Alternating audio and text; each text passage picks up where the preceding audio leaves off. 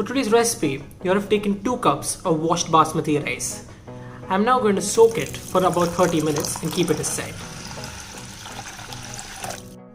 While I've left the rice to soak, I'm then going to take a pan and add 2 tablespoons of oil to it.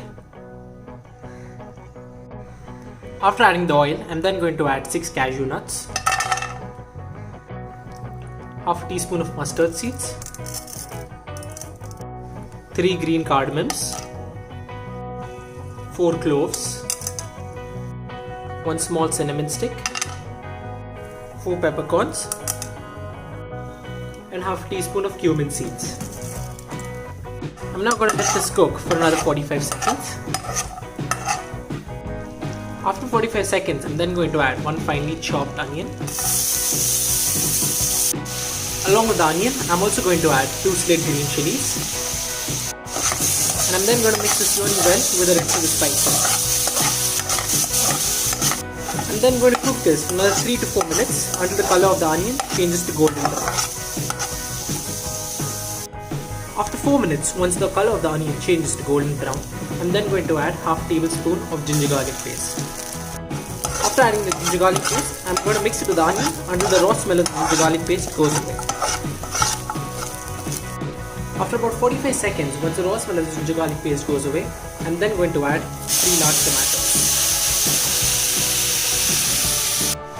Along with the tomatoes, I'm also going to add the salt as per taste. I'm then going to mix this with the rest of the spices and the onions and let this cook for another 3 minutes. After cooking it for 3 minutes on low-medium flame, I'm then going to add 1 teaspoon of red chilli powder, half a teaspoon of turmeric powder, half a teaspoon of coriander powder, and half a teaspoon of cumin powder. I'm then going to mix all these spices and cook this for another 2 to 3 minutes until the tomatoes become nice and soft.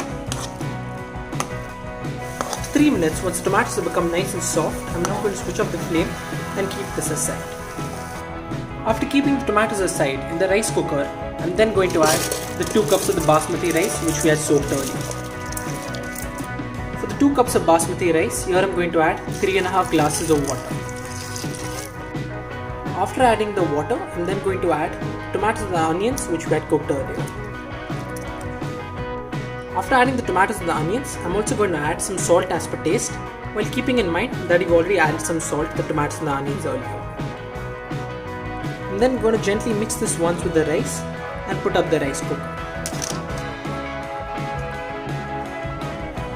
After the rice is cooked, you can then add some coriander leaves to garnish it.